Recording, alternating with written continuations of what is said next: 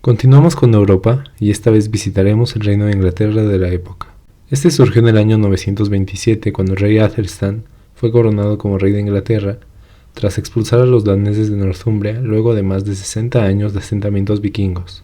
El rey Eduardo el Confesor reinó entre los años 1042 y 1066. Sin embargo, nunca tuvo hijos, así que la sucesión del reino se complicó bastante.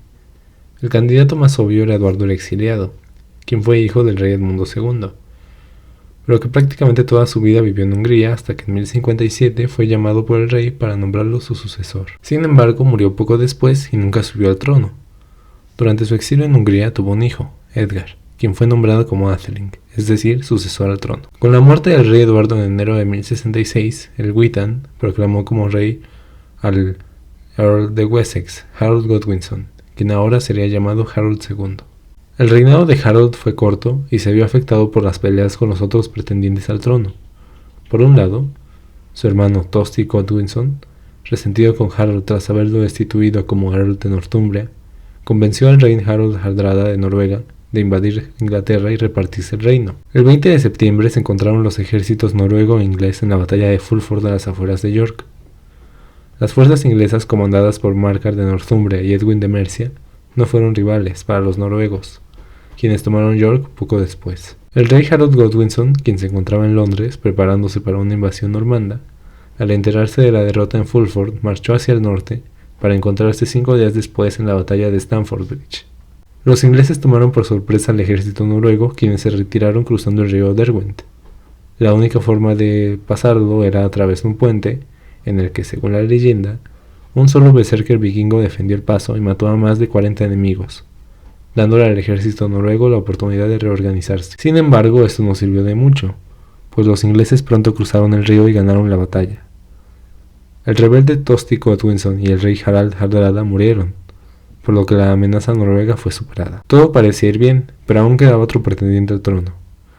Guillermo II de Normandía también reclamaba como suyo el reino, pues el rey Eduardo el Confesor se lo había prometido tras desterrar a Eduardo el Exiliado, por lo que 3 días después de la batalla de Stamford Bridge desembarcó en la bahía de Pevensey. El rey Harold se apresuró para cortarle el paso a Londres y se encontró con el normando en la famosa batalla de Hastings.